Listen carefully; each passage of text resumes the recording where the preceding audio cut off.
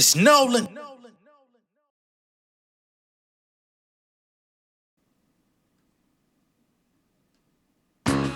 my legal hustle, welcome to the trap. I could blow a stack, bet I make it back. You can hit my line if you need a track, but we can't even talk if it ain't about the bag. Got my legal hustle, welcome to the trap. I could blow a stack, bet I make it back. You can hit my line if you need a track, but we can't even talk if it ain't about the bag. My studio sessions turn into fireworks.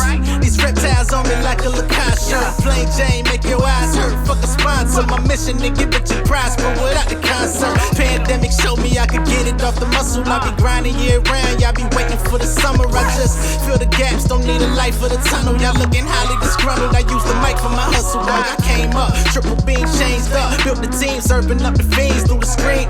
Living out the dream. Still independent. Don't need the red tape. Gang green, cut the dead weight, that's my headspace.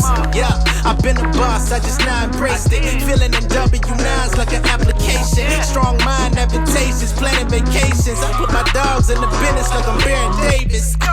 What's going on, beautiful people? It's the kid J Nolan here. Welcome back to another episode of Inside the Industry, your number one source for music, entertainment, commentary, and breakdowns. If you like that intro, that song is called Legal Hustle. It's available on all platforms, streaming platforms, all that good stuff, and it's from the album Price of Admission. If you want to check out the entire project that it came from. How y'all doing? What's going on, man? We here. You know what I mean? Once I gotta give a big shout out. All the people that have been subscribing. I don't think I gave y'all an official 18K shout out. Big shout out to us hitting that 18K and smashing it, because we already at 18,260. So I would suspect by the end of the week we should be halfway to 19,000, if not pushing up on it before the end of the month. So big salute to y'all for coming around here and rocking with us. You know what I'm saying? I'm not sure if we're going to hit 20K before the year is out, but I think we might get close to 19. And I'm cool with that, because that once January 1 kicks in, yeah, we're going to go real crazy. You feel me? But big salute to all the insiders. Much love and respect to everybody who's came and watched the video over here, been a part of the conversations, chimed in, even the people that disagree. Shout out to the motherfuckers that was disrespectful too. You know, shout out to the ones that left as well. It's all good. It's all love. Big shout out to all of the insiders over there on Patreon as well. If y'all want to get exclusive content, album listening, music video reactions, and stuff that I can't do here on YouTube, go join over there. We're going to have more content coming over there soon as well. Okay? Now let's get into Jay-Z and his lawyer. Well, specifically Jay-Z's lawyer, Alex Spiro, because Jay-Z wasn't present.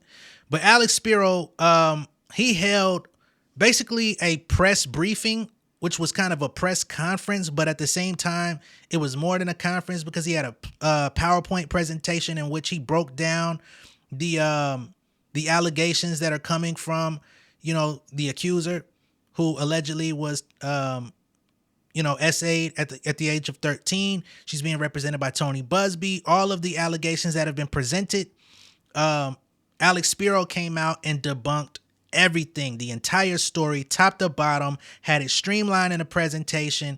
They invited members of the press. So Forbes got there. They captured the whole thing. Lauren LaRosso from Breakfast Club was there. A lot of different people were invited to the Rock Nation headquarters where they had this conference and were able to break down everything. Now, of course, this wasn't court, but somebody must not have told goddamn Alex Spiro that it wasn't court, because that motherfucker went in there like he was talking to a goddamn jury. He put on a display like, hey, baby, we doing this shit for law and order, nigga. I just love the fucking game.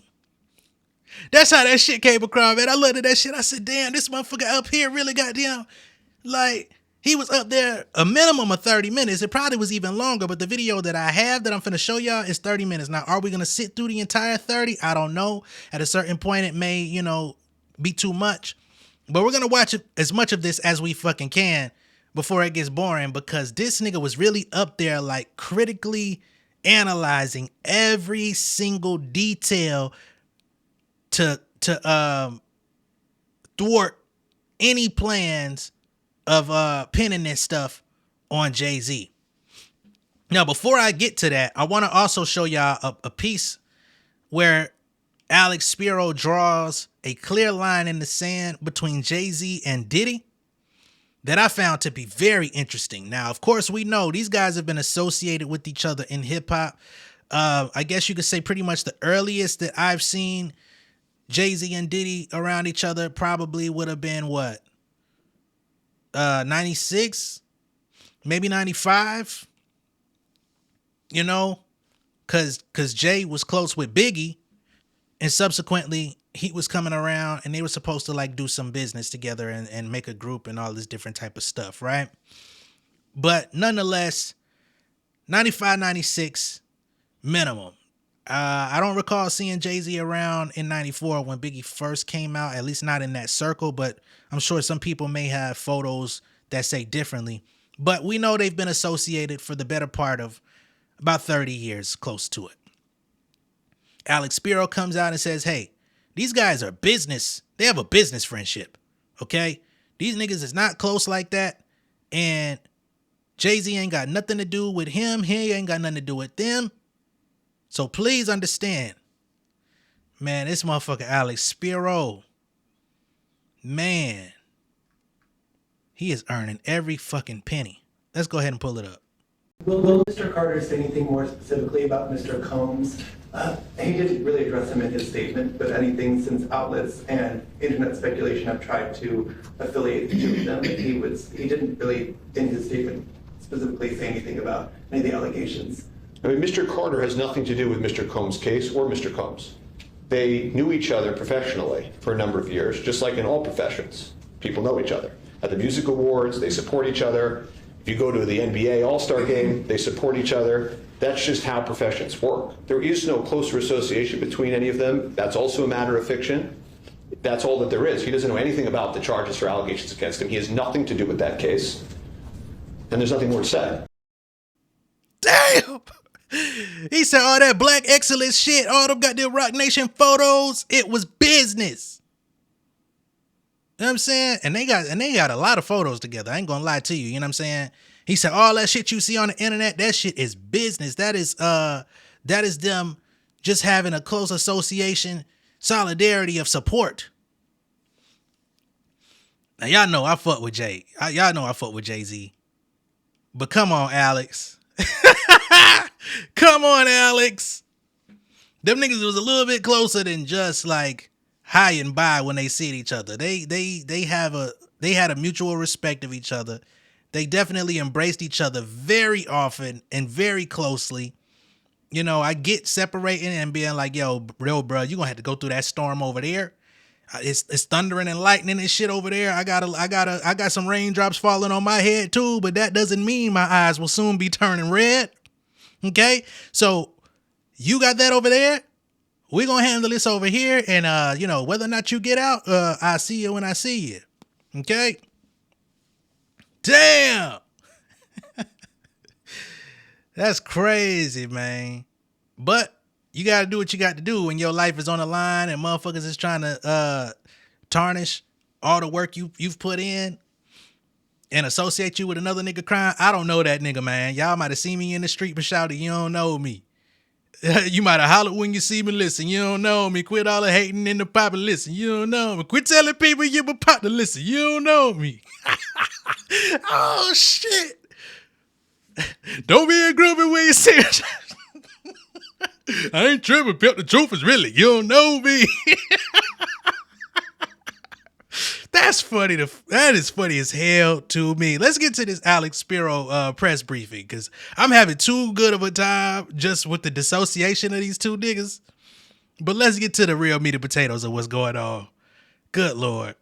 All right, so this is Alex Spiro about to get into his entire presentation. This is a press briefing going over all recent allegations. Again, this video is about 30 minutes. I'm not sure if we're going to make it through the entirety of the 30 minutes, but if it stays interesting the entire time, maybe we will.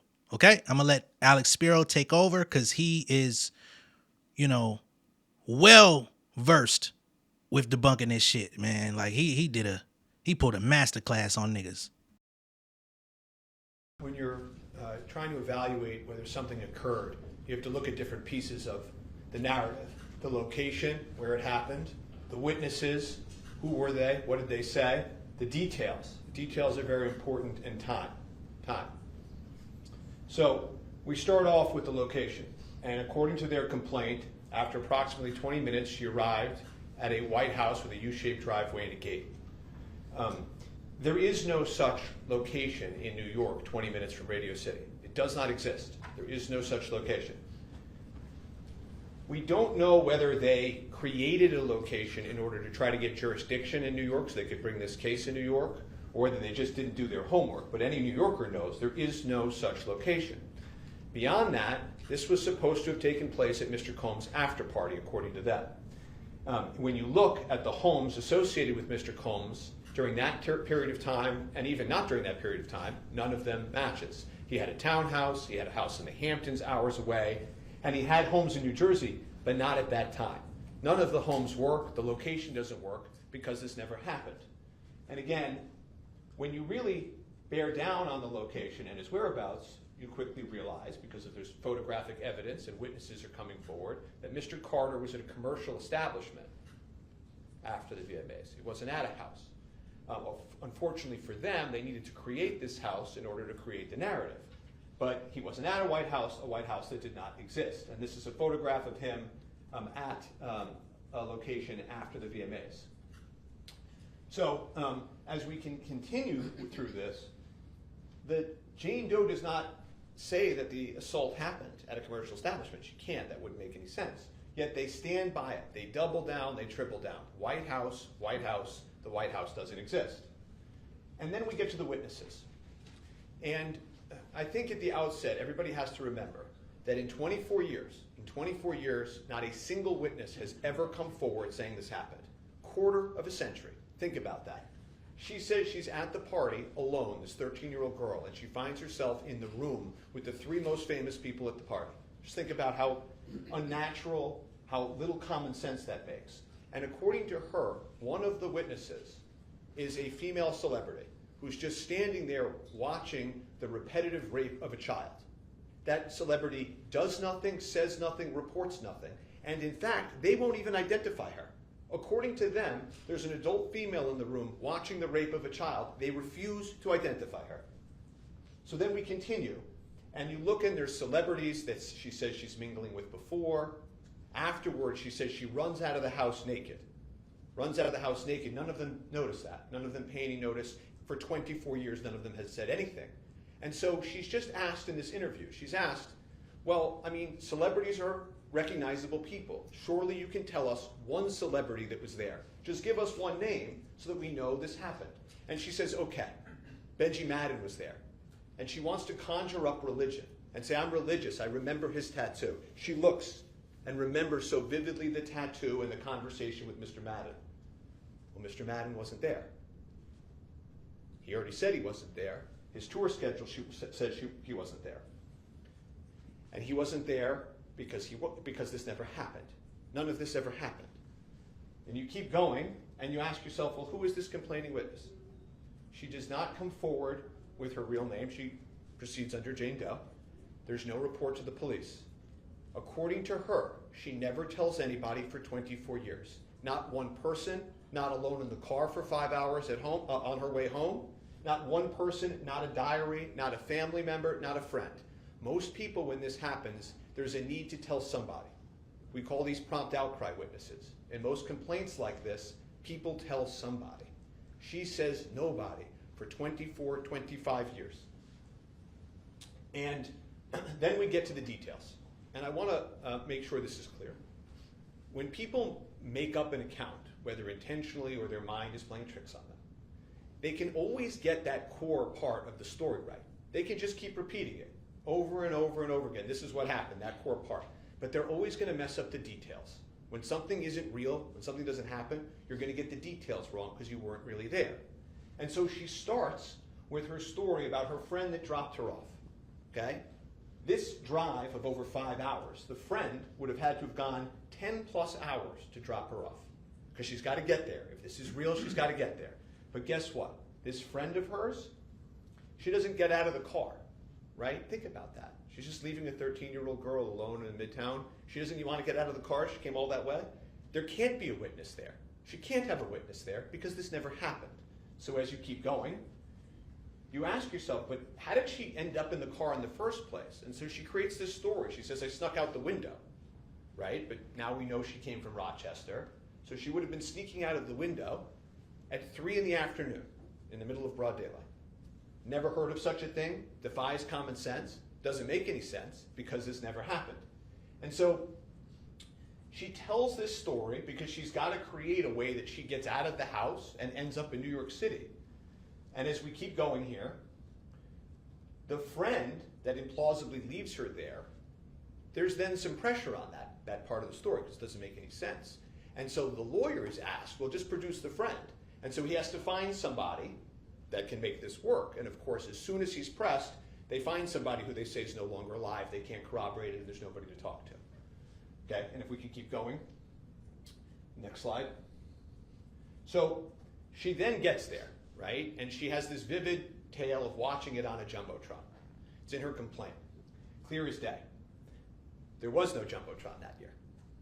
Okay? I don't know whether they were Googling images and found the wrong year. I don't know whether she's just making it up out of whole cloth. There is no Jumbotron. In fact, they didn't even get a permit, according to the police and the city, for the Jumbotron that year. So that didn't happen.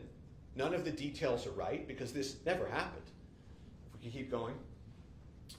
And then she says, I'm knocking on the doors and the windows of limousines and VIPs. Of course, that doesn't work either. If you look at the video, photographs, that whole area was blocked off. We've spoken to numerous people there that were in security. No one could have gotten anywhere near those cars because this never happened. She gets that fact wrong. And you know, the whole story about, of all people, she knocks on Puff's window. 13-year-old girl in Midtown by herself. Just think about that. Think about how illogical that is. Keep going. Again, this is Eminem performing in the streets. No Jumbotron. All the cars barricaded. What's crazy is he out there performing the real Slim Shady, but was the real Jay-Z and Diddy present for this? I don't know. And then with the Rochester thing, you know, to see that Rochester is closer to Canada than it was to New York City for her dad to be coming from there. I mean, we already knew the time, but to see that on the map, like, this shit is close. She was closer to Drake house than Diddy house. Wow. I'm going to let Alex Spiro continue, though. Her facts don't check out because this never happened. If we keep going. So what ends up happening then, and this is important, is her original account in the original complaint says that at 9:30 or 10, she's told to wait there to get a ride to the after party. Okay? That also doesn't work because there's photographs now of Mr. Combs, Mr. Carter at commercial establishments in New York after the VMAs. So this narrative of at 10 o'clock she ends up at this party can't work. They got caught. So they change it in the amended complaint that there's this multiple drop-off and pickup that lands them at this White House that doesn't exist. So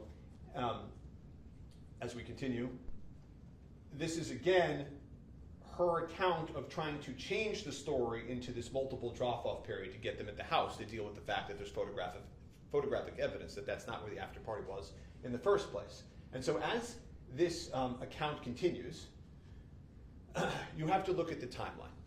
You have to look at the timeline. So there's an old expression that time doesn't lie.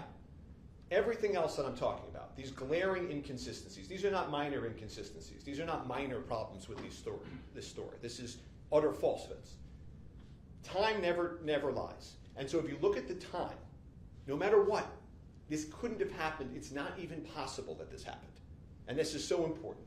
So again, now that we know that it's a 5-hour drive in each direction, how she gets to the VMAs, okay, we're going to talk in some detail about this White House and whether or not they could have gotten there. And then again, Doe returns home to Rochester, okay? And this is very important. Because she returns home, she has to leave the New York area by 1:30 in the morning at the latest, okay? If you look at any of these White Houses and you look at the closest gas stations that could be to any of these White Houses, you have to leave this White House party by 12:45 in order to... Oh shit, I forgot. I think in the filing, they say that her dad returned her home in time for dusk, right? As the sun was like, I guess, just beginning to rise, which is why he's building up this timeline. This ain't nothing he's making up. This is what was in their filing, right? So based on the 5-hour drive, you have to line it up in a way that they would be getting home just in time for the sunrise. So Tony Busby and whoever helped him, because now he's blaming another firm for basically ironing out the details and then sending it over to him, and then he's been pursuing this, acting like he's some sort of legal vigilante, you know. And now all of a sudden the story is crumbling right before our eyes, and he's just a few days ago he was the big bad wolf out this bitch. Now we don't hear nothing. I have seen some people also saying that Tony Busby is supposed to be working with the guy Ramir Sattermore or whatever his name is, Satterwaite or whatever. The supposed illegitimate child of Jay-Z. I haven't seen any reports from a reputable publication that's confirming that. I've seen a website, but I've never seen this website in my life confirming that. So y'all let me know if any reputable publication has spoken on that. But I'm gonna go ahead and let him continue. I was just throwing some additional context in there as to why he's talking about them having to leave by 1:30 at night for that 5-hour drive in order to corroborate with their story. And these are the outlines that they created. So now he's filling in the gaps to let you know that there's no way that any of what they're talking about can fit into the timeline that they've created. Get to the gas station at 1:30 to call your father to pick you up to get home to Rochester at 6:30. So remember, she only has till 12:45 for everything that she says to have happened. The VMAs end at after 11. So you're talking about a window of a little more than an hour that this could possibly have happened even by their own account. And she says during that little bit more than an hour, not only does she get to the house, not only is she inside mingling with celebrities, she has a drink, she's then sexually assaulted in front of an adult female multiple times. She gets out of that, she fights through it, she leaves the house naked, she gets all the way to the gas station. She had 37 minutes to possibly do this. Okay, even under their account. Okay, and of course, the biggest problem perhaps of all is there's photographs putting Mr. Combs and Mr. Carter at different places, not in a White House during that 37 minutes. So when I tell you that it's not just that this story is a lie and that it's not true, it's provably, demonstrably false. This never happened. So we talked about this 37 minutes. The earliest, even if we didn't have that establishments. Remember, this is innocence on top of innocence. Even if we didn't have that, according to her, the earliest they could have gotten to the house is 12:11. And the reason for that is if the VMAs end and the drive is 20 minutes, the driver has to go there, drop them off, come back, pick her up, bring her back. She can't get there. And again, this is lickety-split. This is as fast as is possible, okay? This is no traffic leaving Radio City in Midtown during an award ceremony. 12:11. She has to leave that white residence by 12:48 in order for her father to pick her up at the gas station. 37 minutes. That's the entire window of opportunity here. So here again is the timeline. Shows the 11:11 VMAs end, the drop-off, the pickup, and the drop-off. Next slide. And again, here we are. You see the 37 minutes. This is the 42 minutes it takes to walk. This is the closest gas station. And this is, remember this is a 13-year-old girl walking who has issues, who is maybe drugged according to her, who's just been viciously raped multiple times, who was holding her own clothing trying to get to a gas station that she had never been before. Okay? No map, no cell phone, no nothing. Straight line, it's 42 minutes. Okay? the story doesn't work, it doesn't check out. Okay, this never happened. Next slide. These are all the things that they claim happened in that 37 minutes. Okay, and again, 37 is giving them every benefit of the doubt as how long this window could be. Every benefit of the doubt.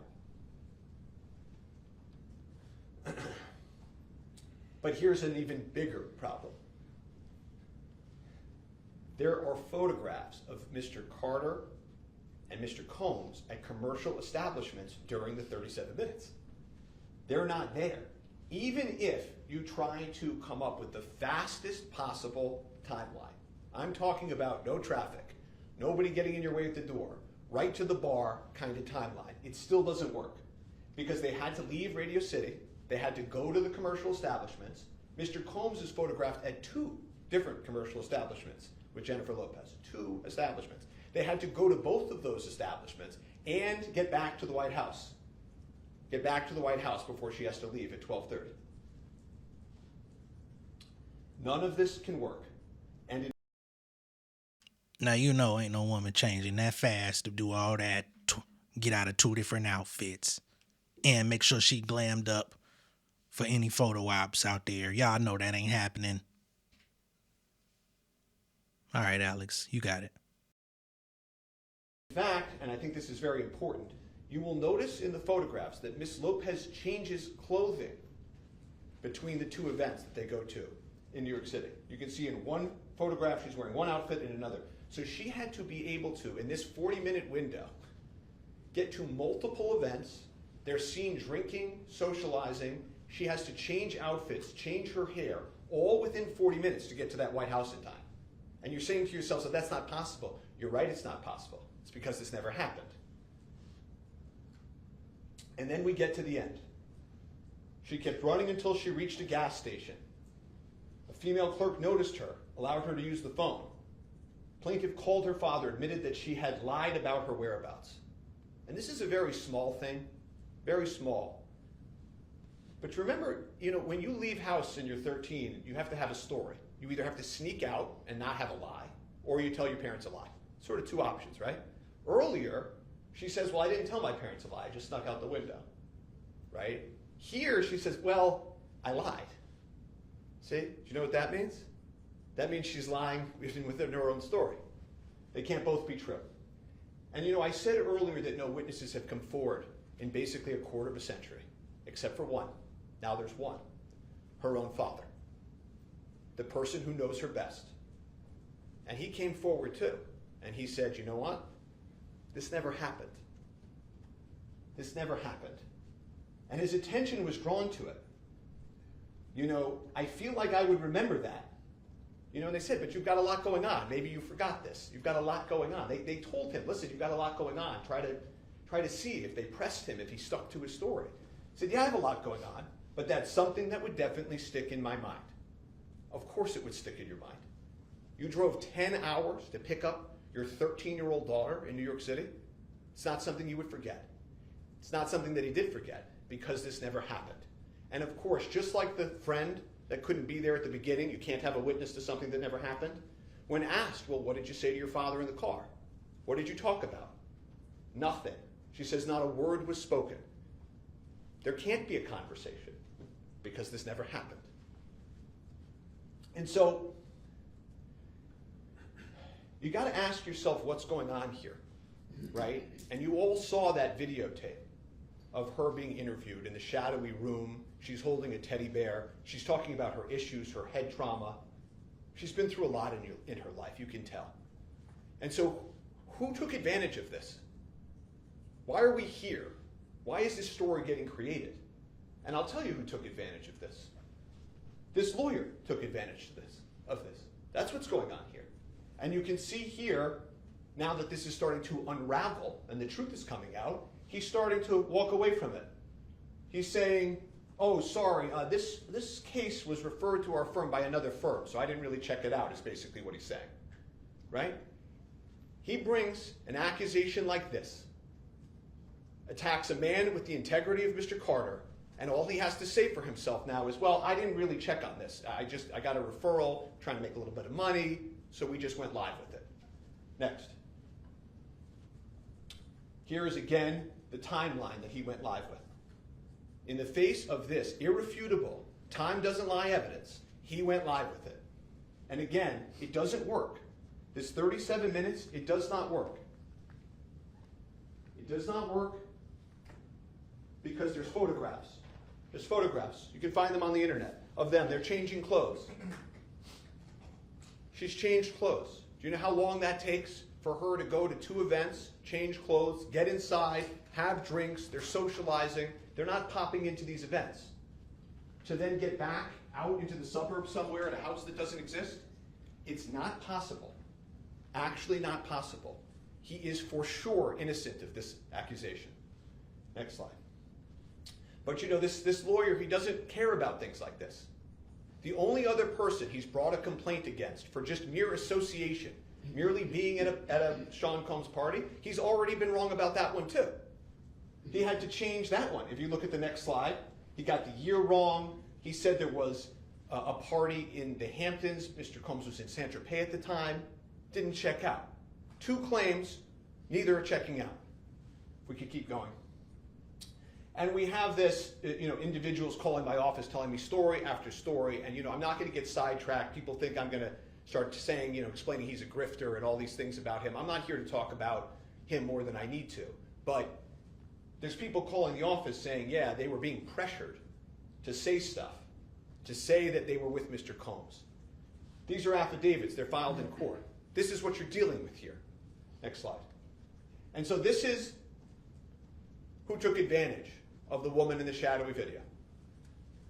He gives a press conference, 1-800 number, and he claims 2 days after posting that press conference, 2 days, that he has 120 fully vetted plaintiffs. 120. Anybody that does this for real, anyone that knows what they're doing, knows to corroborate, to interrogate, and to be sure about even one person takes weeks. One person. You've got to find out if their story makes sense. Did they really get dropped off? Does any of it check out? Is there corroboration? Are there any witnesses? It takes weeks for one. He had 120 in 2 days. When he files these cases, he doesn't even enter his notice of appearance. He just has some other lawyer file them. He holds these press conferences. He says, listen, anybody out there, just call the 1-800 number. If you can put yourself anywhere near a Sean Combs party at any point, we can go after the other celebrities there. We can make money together. Just call the 1-800 number. That's all you need to do. And then we'll send a letter to the celebrity. They're not going to want to have this in the public light. And they're going to be shaken down and they'll send us money. So he's just call the number. And Mr. Carter said no. He said, that's not going to happen anymore. I'm going to put my foot down. And that's what he did. And I would urge any other celebrity that's being shaken down right now to do the same thing and to stand with truth. None of this ever happened. And what this 1-800 lawyer is doing, he's taking the justice away from this. He's destroying this opportunity and the voices of real victims, and it's got to end. So, are there any questions? Yes? One question. Sure. So for the people that are calling your office, I'm assuming if it's not dismissed, like worst case scenario, and you guys move forward to try and show that everything that you just told us, what evidence are you guys submitting other than the accounts they're giving you over the phone? Like, do any of those people calling you have like emails between them and BuzzFeed or text conversations where they're encouraging this stuff? Yeah, so let me divide that question into 2 if I can. We expect the case to be dismissed. If it's not, eventually this will all crumble because it can't possibly have happened mathematically. You don't even need witnesses. They don't have any witnesses because this never happened, and you don't need witnesses because the time doesn't work. There's literally photographic evidence that proves that this could not have happened. In terms of what's going to happen to Mr. Busby for this racket and everything else going on, time will tell. But this is how things unravel. Yes, sir. Yeah. Who is Lex Intelligence, and has your firm ever hired them in connection with Tony Busby to investigate Tony Busby as he's alleged? I don't know that firm, don't know those people, and the answer is no. So I'm guessing I seen something about this earlier. I guess Lex Intelligence is supposed to be like a private investigation company or whatever that allegedly has been looking into Tony Busby or whatever. He says he doesn't know who they are. That doesn't mean that Jay-Z didn't hire a private investigator. I mean, and who says that he's not in his rights to hire a private investigator? But to Alex's knowledge, he doesn't know anything about them. I don't know anything about it. I'm just addressing it. because I'm sure somebody will point it out. So this might just be an extension of the first question, but you said that there were people calling saying they were being pressured to say that they were with Mr. Combs. Can you elaborate on that, please? Are they calling you to say that they're being pressured? Yeah, there was a witness that came forward that contacted my office and submitted an affidavit in court regarding this that accounted for what occurred on that day, which was they called the Busby firm. They said they had an inquiry. The inquiry had nothing to do with Mr. Combs, Mr. Carter, or any of this. And the people at the Busby firm said, well, why don't we try to push this in the direction of the Combs case? That's a better decision in sum and substance. That's a better way to go here. This individual refused to do that, contacted my office and signed it, and then an affidavit was submitted to court. Yes? You mentioned the letters that Busby's been sending out to unnamed celebrities in relation to these Combs lawsuits. What were your interactions on behalf of Mr. Carter before he was renamed in the amended complaint? Well, after the letter was received, we obviously knew this was completely false and we weren't going to be shaken down, so the efforts were nothing because there was nothing to discuss in any meaningful way. Do you know who the Jane Doe is, like her actual identity? Has there been like research into that on your end? Yeah, because it's a fair question. Because she's been blacked out in the video and because a court has not unmasked her in court, I'm not going to get into her identity. You will notice that I did not get into some of her issues. I don't want to. It's really sad in many respects, and I don't want to get into that. So I'm not going to unmask her here today. Has the accuser tried to reach out to Mr. That's an interesting way of answering that. He said, not gonna get into her issues, not gonna get into this. I'm not going to unmask her today. So it sounds like they do know who this young lady is. Did y'all not get that vibe? Because he didn't say, no, we don't. You know, she's blacked out in the video. We don't have any information as of yet about who she is. That motherfucker said, I'm not going to unmask her today. She get to be Zorro for a little bit longer, but we will be unmasking Zorro, momentarily. Give us time, but not today. That's what I received from that answer. I'm going to let him go ahead and finish. It ain't too much left. He's taking questions from the press. And I think this is important, too, so that some of the questions that some of us may have hopefully also get addressed via the press. Carter before, or any of his camp or anyone? Not to my knowledge. Yes. Busby indicated that there was a second alleged victim. Has he given any notice that he's pursuing that claim as well? No, and I would hope not after what's going on here. Yes. You mentioned in your recent filing on this docket that you were intending to file a motion to dismiss. What's the timeline on that? Are you working on that? Yeah, so we did file a motion to dismiss the day after this was filed. Right. The Rule 11 letter, which basically says that a lawyer is not allowed to do this. You're not allowed to not vet a claim and file a false claim in court, or it needs to come down. The way that works, and it's a little technical, is that the court has to allow you to file faster than you should otherwise be allowed to file. So we are hopeful that the court will respond today, and we will file that. If not, there are other things that we're going to do to bring the truth to light. Are there any other questions? Yes. Are there any witnesses?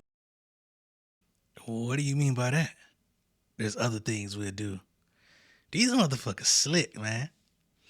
They slick, man. Not on some like devious shit, but just the fact that they're exercising their rights to aggressively attack this, whether the courts, because it sounds to me, and this is just from me paying a close attention to what's going on, is the judge has not been moving hastily to answer Alex Spiro's requests, right?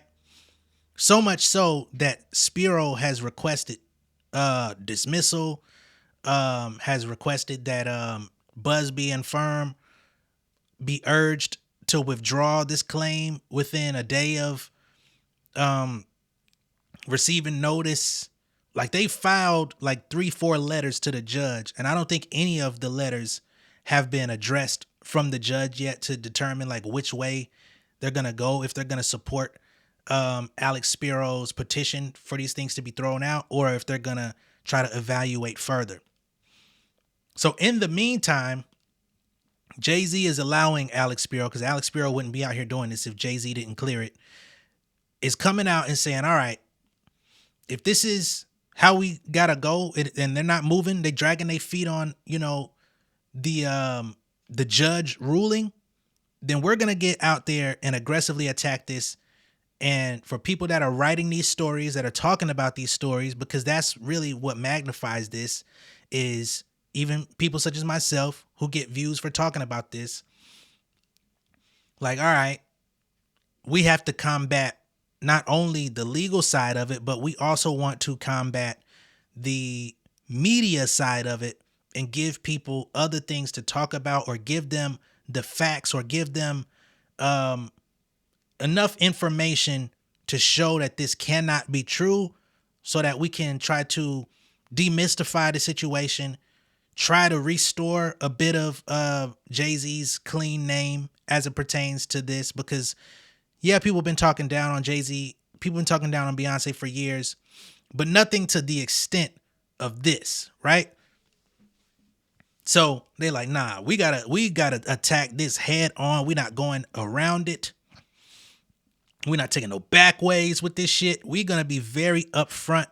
And typically in situations like this, you wouldn't see a law firm or an attorney being this forthcoming, because typically you would be trying to prepare for some type of trial. You would be trying to make sure that everything lines up, like making sure you got all your T's crossed, your I's dotted, and all that type of stuff. But they're very confident, like, yo, this shit never happened. There's no way it could have happened. And we're not wasting time. We're not about to be out here asking for permission to speak. You know what I'm saying? And we know that everything that they're saying, or at least in their eyes, they know everything that's been presented is completely false, which is why you can get an Alex Spiro up here basically dragging his nuts and just like, this, I could present you this, I could present you this, I could present you this. The timeline don't add up. They coming from here, they coming from here. He was over here, she was over here. She took this long to get dressed. You know what I'm saying? And you basically saying that there's a 37-minute window that would have just had to make everything happen at the perfect time for her to get away, at the perfect time for her to make it home at the perfect time. Right? Again, even with Jay-Z coming out putting the statements, I've never seen him do that, but I've never seen this either. Who will be corroborating Mr. Carter's testimony that he was not there that night? Or is that sort of what you're hinting at, that if necessary, you will provide those people? Yeah, I mean, it's like asking to corroborate something that never happened. I mean, there are dozens and dozens of people that are going to say there was no party at the White House, that put all of these celebrities where they're already put in photographs in different places, not at a White House. Remember, according to her, all three of these people, I mean, you all have seen the photographs, I mean, on the internet, and I just showed you some. All three of these people would have had to have been at this White House together, alone in a room. Just think about that. Alone in a room with this 13-year-old girl at exactly the time that they're at commercial establishments. So I mean, there's no proof better than time. But of course, there are going to be people that are going to say that they were all out that night and nowhere near a White House, and they went to an after party at a commercial establishment, and this is all fantasy. If this case is dismissed after that, are you guys decided indefinitely to file anything in addition, like an defamation lawsuit? This issue with a lawyer taking advantage of the situation is going to be dealt with, I can assure you. And I think sort of stay tuned. I think the first thing today was to make sure that everybody understands. This is not an account of inconsistencies. I wanted everybody to understand that this never happened. This is completely false. And then we'll move forward from there. Yes? What is Mr. Carter's account of that night? Does he say he was at multiple locations, just that nightclub, Lotus nightclub that he was photographed at? Yeah, so I'm not going to get into sort of privileged communications and talk too much about that, but I will say that he was not at any house or any location. They were in New York City. They were at commercial establishments with lots of people around, and this is obviously completely false. How's Mr. Carter feeling? He's upset. He's upset that somebody would be allowed to do this. They would make a mockery of the system like this. He's upset that this distracts and dissuades real victims from coming forward. He's upset that his kids and his family have to deal with this. He's upset, and he should be upset. Is your firm investigating Busby talking to people around him as he's alleged in some of his legal suit, in his suit against Twin Emanuel? Yeah, that suit went nowhere, as you saw. And what happens when people bring frivolous cases and run rackets like this is, of course, we're asking questions. I've got people contacting my office telling me chapter and verse about him. So we don't shut off the phone lines. I'm listening because I'm trying to figure out how this is allowed to proceed like this. Yes? He posted a photo on his Instagram of 3 men at a door of his client, suggesting that investigators came and said that they would pay $1,000 for plaintiffs to file a suit against him. I mean, do you have any connection to those men that he photographed? Do those men have any connection to Quinn Emanuel? Zero. Okay, I don't know whether it's completely false or not, but zero connection to those people. Have no idea what that is. Don't know whether he made it up out of whole cloth. Don't know if he's trying to distract from what he's under now. But no, there's no truth to that. And let's be real, man. I don't want to be. I don't want, because people try to throw bias and all this stuff, which I don't give a fuck about anyway. People gonna think what they're gonna think. Doesn't matter what I say. But just think about how cheap Jay-Z would have to be to offer a motherfucker $1,000. Hove the billionaire coming up saying, no, excuse me, not the billionaire. Hove the billionaire. For those of y'all that heard the S. Carter mistake. Hove the billionaire supposed to come up as $1,000. Not even enough money to like, shit, man, if I gotta go to war against this motherfucker who's trying to take you down, what you think you're gonna do to me? This motherfucker putting his career on the line for you. What you think they're gonna do to me? $1,000? You don't want to multiply that by something? 50? 30? Minimum? 100? Come on, dog. I know you broke motherfuckers need a stack, man. I wipe my ass with this, man. Just let it be known this nigga's on bullshit. $1,000. Come on, man. Sorry. Will Mr. Carter say anything more specifically about Mr. Combs? He didn't really address him in his statement, but anything since outlets and internet speculation have tried to affiliate the two of them, he didn't really, in his statement, specifically say anything about any of the allegations. I mean, Mr. Carter has nothing to do with Mr. Combs' case or Mr. Combs. They knew each other professionally for a number of years, just like in all professions. People know each other. At the music awards, they support each other. If you go to the NBA All-Star game, they support each other.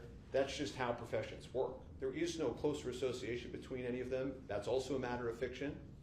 That's all that there is. He doesn't know anything about the charges or allegations against him. He has nothing to do with that case. And there's nothing more to say. Yes? In the original filing before it was amended, and even after, there's a second, the woman celebrity that you mentioned was in the room. That woman celebrity, whoever that is, has there been any other people that may have been with Mr. Carter or even Puff that night that have reached out to you guys just wanting to know what is happening, just so that they can prepare for kind of even a fight back like Jay-Z is right now? Well, we know other celebrities have received letters, and we've spoken to other celebrities that were there that night that say what they know about this makes no sense, couldn't have happened because they were all at a commercial establishment. So I hope that answers your question. Yes? Was there a specific amount of money or something specific that was demanded of Mr. Carter in this demand letter that was sent to you before the complaint was filed? There isn't a specific number that has been demanded. Did they specifically ask for money? In the demand letter, what did... Yeah, I've been asked this question before. People like this, they don't send demand letters out to not get money. That's all they want. Okay, this is not for truth and justice. This is for money. So the request was to sit down and talk about a way to resolve this matter, and we all know what that means. Yes. Do you have any plans to release the demand letter? not as I stand here today. I'm more concerned with making sure that everybody knows this didn't happen. I know there's a lot of questions about this lawyer and who's after him and how much wrong has he done and these questions, and I totally understand that and respect those questions, but we'll turn to that later. Anything else? Okay. Thank you all very much for your time. You might have seen me in the street, but nigga, you don't know me. You can holler when you speak, but listen, you don't know me. You gonna hating in the partner, you don't know me. Quit telling nigga you're my partner, listen, you don't know.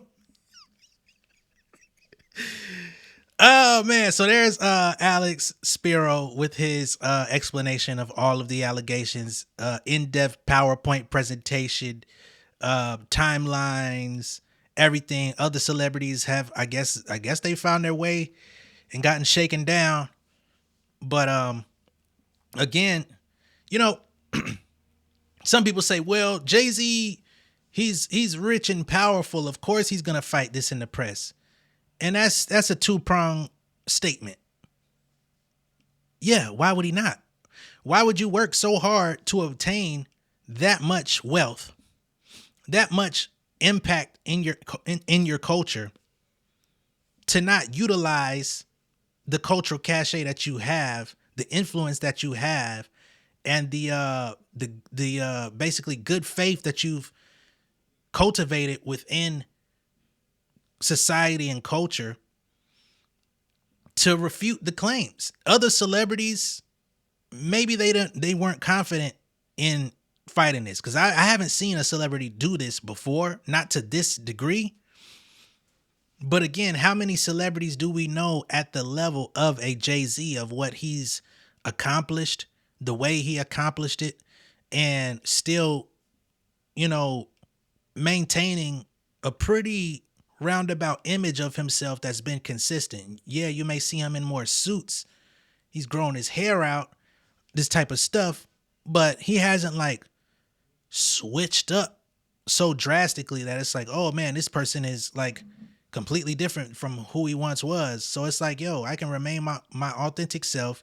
I can have my people come out and speak to this thing. We're going to get this the fuck out of here because it's absolutely asinine. And I'm saying this from his perspective, not mine. And yeah, I've dedicated 30 years nearly to this moment. I've been out here, everything I've done. Yeah, I'm going to use everything that I have at my disposal in order to fight this. And people are not used to people, number one, having enough at their disposal to fight these sort of allegations. But then you also don't see too many people that are willing to exercise what they have at their disposal, because they feel like, well, if I go too hard, people are going to say, well, why are you fighting so hard? Why don't you just let the facts be proven in court? And it's like, yeah, the facts are going to be proven in court. But also, you got to understand that this person has a lot of corporate ties. You know what I'm saying? From movie soundtracks, movie productions, NFL, nigga. We got 2 major halftime shows coming up within the next 2 months. Not to mention all of the other business ventures, all of the people that he's tied into professionally, all the people that, may not be signed to Roc Nation, but still come to them for some level of consulting, or, A lot of people are tied in with what Jay-Z has going on. A lot of people's livelihoods are tied into what he has going on. A lot of people's good names are also tied to their association with him, which could impact what they have going on. So there's a lot on the line that can be jeopardized when something like this comes along. So to expect a person to not defend themselves and utilize the resources that they have, that seems a little bit counterintuitive, counterproductive, and all out stupid. Not to call anyone stupid, but just the thought seems a bit stupid to me. And let's just go with, if you don't like Jay-Z, that's your prerogative. Nobody's going to fight you over that. But let's put somebody that you actually do like in this person's seat. And if they were to utilize all of the resources at their disposal. How would you feel about them as somebody that you do like? Would you understand it then, or would you just put everybody under a blanket saying you shouldn't fight this because if you do, it looks like you're hiding something? No, it looks like I never speak on shit, so this shall be spoken on, so y'all know I'm dead serious. But you know, all of us have eyes, ears, but that doesn't mean we all have understanding. All right. I'll catch y'all on the next one. Oh, hold on. Before I go, I've seen some people out there throwing this story around that perhaps maybe it wasn't the year 2000, which, number one, to me, that sounds strange. That you could just change a year on an allegation and it still hold up strongly. I think anybody under oath or something like that, you know, that should be pretty important. But we'll use that if it's plausible. They say, well, what about 2003? You know, they held the VMAs at Radio City Music Hall all over again. Maybe some of those other people that weren't there in 2000 were there in 2003. Okay, that's great. But then that also calls into question, if you go to 2003, did Diddy have any of those did he have this large White House? No. Right?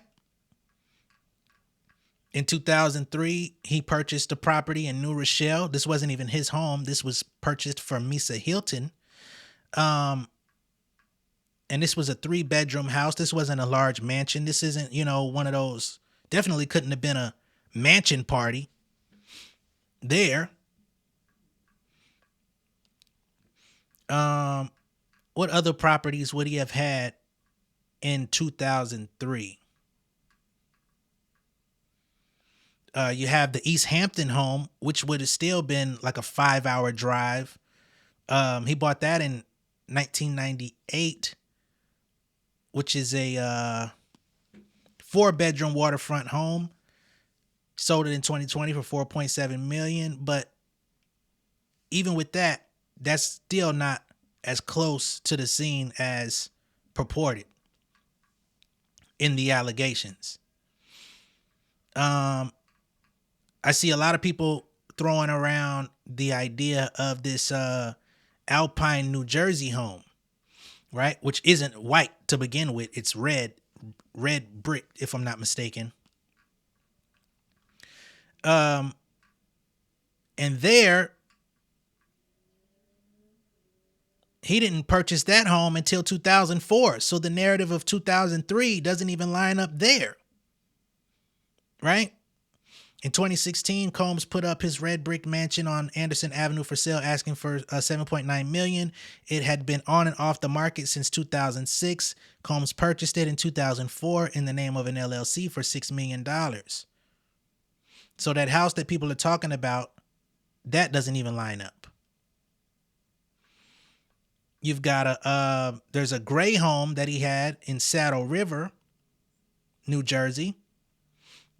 Combs designed and built this 11,000 square foot house, which sits on 2 acres of land on Burning Hollow Road in 1997, right? For $2.5 million. However, he sold that in 1998. The following year, sold it the following year, later bought a mansion in Alpine, New Jersey. So in the time between 1998 and 2004, Combs was living in the townhouse that everybody had been talking about. So none of his properties line up. The timeline still doesn't line up being at his house. There could have possibly maybe been a rental somewhere along the line, but then you still have to go through where the parties were at, because 2003, Jay-Z held his own VMA after party at his 4040 club. So that doesn't line up. 2003, Diddy held his own after party after the VMAs at some club called Show. So they were once again in 2 separate places. But you know, people come out and tell these stories and when they can't tell the truth, they get emotional and make you believe it otherwise. I will continue to pay attention to what's going on, all the findings, all of the filings and stuff that are on the way. But at this point, I think I've said all I needed to say. Let me know what y'all think of all this down below in the comments. Be sure to like and share this video. If this is your first time seeing me on YouTube, go ahead and subscribe to the channel, become an insider. I will catch y'all on the next one. And I want to go ahead and say, even with me throwing out, kind of debunking some of this other trash out there, I still don't co-sign Diddy. I still believe Diddy did some fuck shit. Maybe not what was alleged here, but I think we have enough Diddy treatment of adults that could put him in a compromising position where he may have to sit down for a little bit longer. All right. Once again, I'll catch y'all on the next one. Peace. King of my city and cul-de-sac. Coming out swinging like soldier rags. Leading my people like quarterback. Boy, I study this shit, I'm an almanac. Had to get up and grind. Knowledge is booming, I'm here to apply. Came with the chip and the dip, it just single the mind. We finna do more than survive. I need my check. Spinning the block for the gouda. We hitting the jeweler to flood out the net. We don't do beef on computers, I'm straight out the sewer. We come when you rest. Niggas be looking perplexed, so keeping my foot on their neck. No map, I trust my gut for the quest. With drama, I'm fully abreast. I was ready for years and they doubted me. All of a sudden they tell me they proud of me. I've been dropping these haters like calories. First I'm out, I came back with some boundaries. Stand for my honor, but too raw, no corner. Packing the stick with a drummer. Wanna catch my bad, won't fumble. I done came too far to be humble.